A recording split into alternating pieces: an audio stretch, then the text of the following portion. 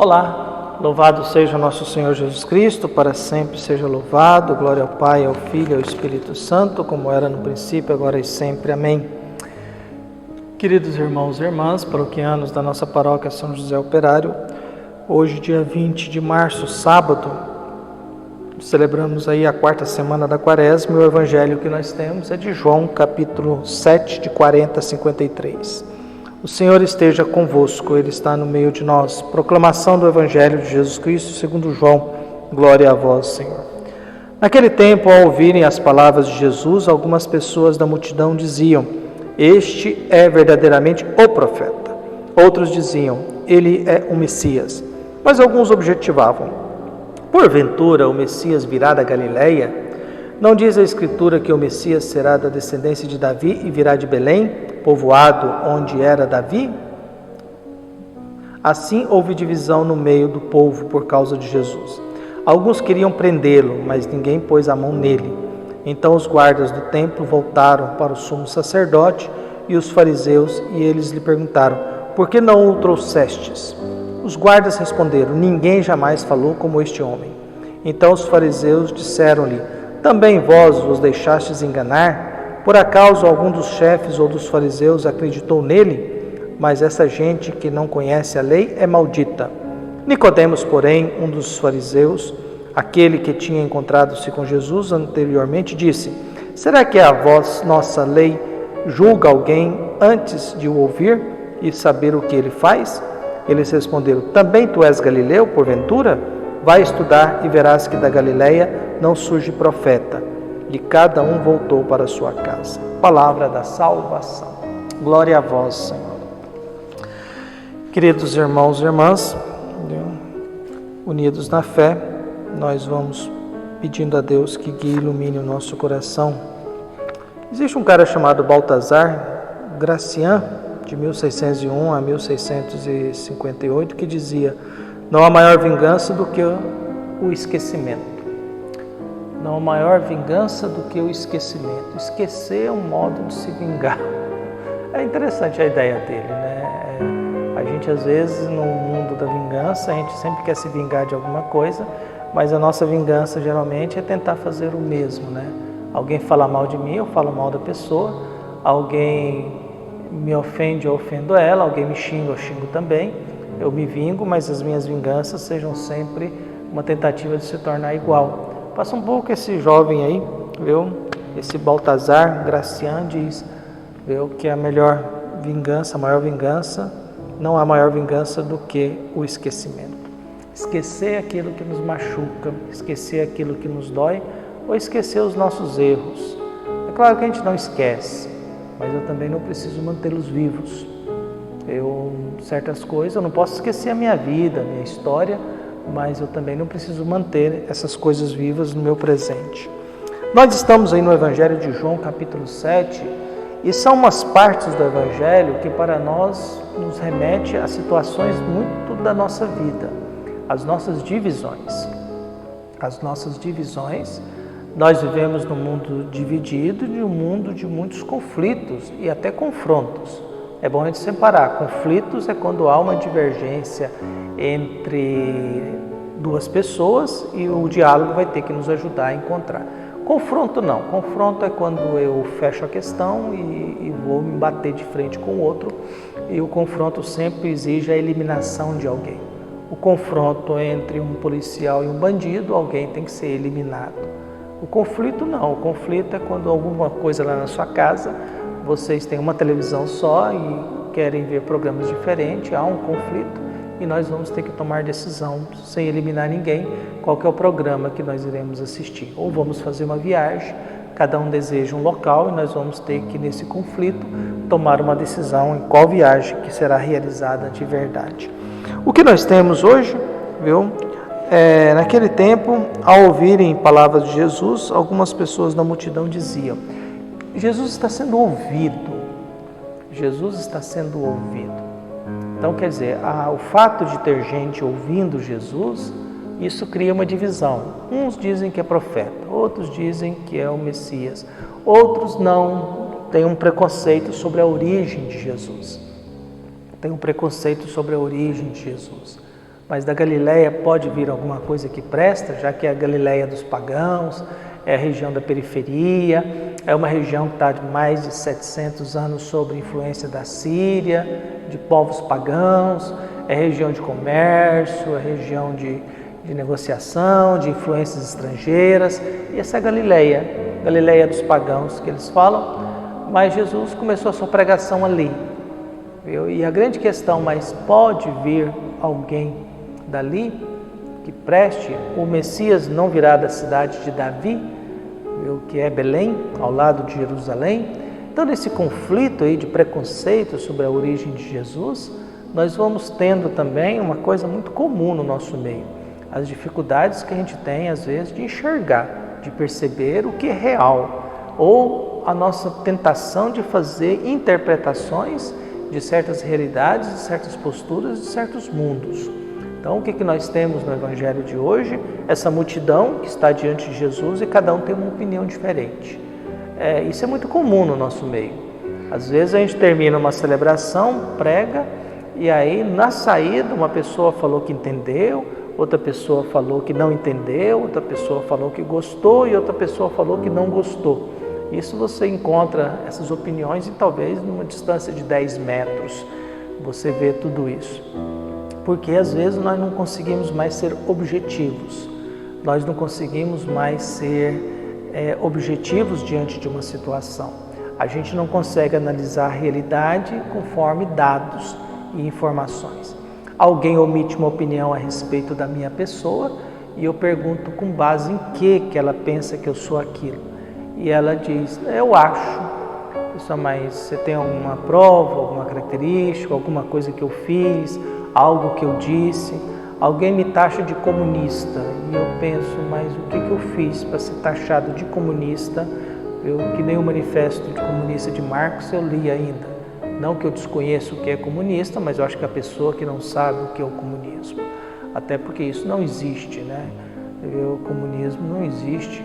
E por mais que alguém defenda o comunismo, ele quer um iPhone, ele não quer fugir do mundo capitalista, ele quer um computador bom, e ele quer comprar coisas, né?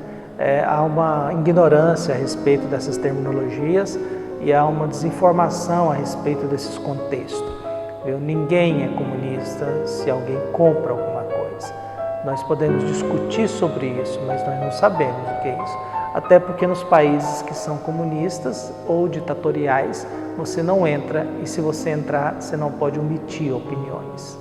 Vai lá na China omitir opinião. Vai lá na Coreia do Norte dizer alguma coisa e questionar o ditador lá. Então a gente é meio desinformado a respeito disso. Como também omitimos muitas opiniões sobre questões de pandemia e muitas informações e desinformações a respeito disso. Voltando ao Evangelho, depois dessa confusão na multidão aí houve uma divisão. Há uma divisão a respeito da pessoa de Jesus. O pessoal do Sinédrio tinha mandado a guarda ir prender Jesus. Queriam prender Jesus, mas ninguém coloca a mão em Jesus, porque no Evangelho de João, Jesus é que é dono da situação. Jesus é que manda. A hora de Jesus significa a hora da sua ressurreição e da sua morte. É a hora da sua entrega. Esta é a hora. Algumas palavras no Evangelho de João são muito importantes. A hora de Jesus, não chegou a sua hora. Quando Maria diz, acabou o vinho, não chegou a minha hora. A hora é a hora que Jesus dá a sua vida plenamente e Jesus morre e ressuscita. Esta é a hora de Jesus. Para quê? Para a glória de Deus. A glória de Deus, quer dizer, pela manifestação plena de Deus. Havia um destacamento militar que era para prender Jesus e eles voltaram e são questionados, por que vocês não trouxeram ele? Os guardas responderam, ninguém jamais falou como este homem. Então os fariseus disseram, também vós deixastes enganar? Por acaso algum dos chefes ou dos fariseus acreditam nele? Mas essa gente que não conhece a lei é maldita. Esta frase dos fariseus, primeiro eles questionam os guardas que dão testemunho. É interessante, os guardas que foram prender Jesus, olham para Jesus e dão testemunho. Olha, ninguém está falando igual a ele não. Tem algo diferente ali. tem algo ali que a gente nunca ouviu. Isso cria uma fúria com os fariseus. E eles perguntam, e eles passam a ser referência, né? A referência é eles. Por acaso alguém dos nossos aqui acredita nele? Agora vocês acreditam? Por acaso alguém de nós aqui tem fé nele? Quer dizer, nós que somos as autoridades, nós que somos importantes, nós que cumprimos a lei, nós que conhecemos a lei, alguém está dando crédito a ele e vocês também deixaram se enganar? E depois faz uma acusação muito grave. Esse povo que não conhece a lei são malditos. Para o fariseu, o pobre é maldito. Na cabeça do fariseu, o pobre ele é maldito, porque ele não conhece a lei. E a lei é o fundamento. Jesus sempre responde qual que é a maior lei, ele responde com amor. O amor é a maior lei da vida. E acaba sendo.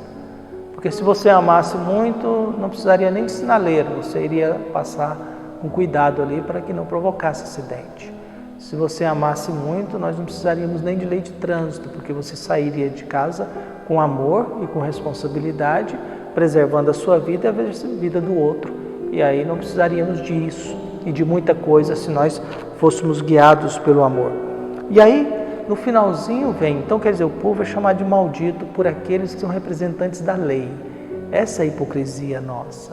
Esse é o drama ali. Depois tem Nicodemos que tinha tido um encontro com Jesus. Nicodemos faz uma reflexão, mas a nossa lei não diz para a gente ouvir o que a pessoa está fazendo? Nicodemos é humilhado, vai estudar. Você sabe que da Galileia não sai nada que presta. Sabe que do meio dos pobres não sai nada que presta. Sabe que daquele mundo não sai nada que presta. Vai estudar. Quer dizer, Nicodemos é um mestre, é um homem respeitado, uma autoridade, e ele propõe uma coisa, antes de julgar e condenar alguém, vamos ouvi-lo. Vamos ouvi-lo. Depois Nicodemos vai aparecer depois que Jesus morre. E aí aparece Nicodemos novamente para tratar do seu corpo. O que nós temos de Nicodemos no final? Um homem que estava nas trevas e está procurando uma luz. Por isso vai ao encontro de Jesus à noite. Depois agora ele defende, ele pede, olha, pelo menos diante de um julgamento, vamos escutar a pessoa. O que a pessoa tem a dizer. O que a pessoa tem para falar do que ela está fazendo. Nicodemos é humilhado, é chamado de ignorante, de desinformado, e aí nesse discurso de humilhação, dizendo que da Galileia não sai nada, desse mundo de quem não conhece a lei são malditos, não pode, cada um vai para a sua casa, porque não chegou a uma conclusão. Cada um indo para a sua casa, houve dispersão, encerrou a conversa, mas não chegou a uma conclusão e prevalece o desejo de matar Jesus. A minha prece de hoje é que nós possamos, nesses momentos, dizer o que a gente acha de Jesus. A gente vê ele como um Messias, um Salvador, um milagreiro, alguém que conserta tudo, alguém que nos ensina coisas de Deus, alguém que nos ajuda a superar os conflitos e as dificuldades da vida. A gente vê ele como uma ameaça, alguém que nos condena, que nos julga, que nos salva. Afinal, se nós estivéssemos escutando Jesus, o que a gente diria a respeito dele? Qual seria a minha expressão? Eu rezo muito para que a gente possa escutar Jesus. E ao escutar Jesus, que a gente saiba como agir. Hoje até os guardas se admiraram, se encantaram com o que Jesus falava. Mas por outro lado também tem aqueles que não gostam. Tem aqueles que se irritam, tem aqueles que ficam furiosos, tem aqueles que são contra, tem aqueles que não concordam. Tem. A nossa questão é como é que nós vamos ficar nisso. E às vezes nós somos igual Nicodemos, a gente não sabe muito bem como agir. Eu não sei muito bem como agir nessa pandemia, ainda mais nesse contexto em que nós estamos vivendo. Sinto-me inquieto e angustiado sobre que decisão tomar. Ainda mais porque nem todos os nossos paroquianos, eles são disciplinados, são responsáveis. Alguns são teimosos, alguns são descuidados, alguns são ligados ao negacionismo, outros são ligados à incredulidade, outros acham que rezar resolve tudo, e é difícil estabelecer um diálogo. Outros não escutam a gente, fica escutando outros líderes aí, outras pessoas que nem conhecem, são guiados por ele. Nós vivemos um fenômeno assim, né?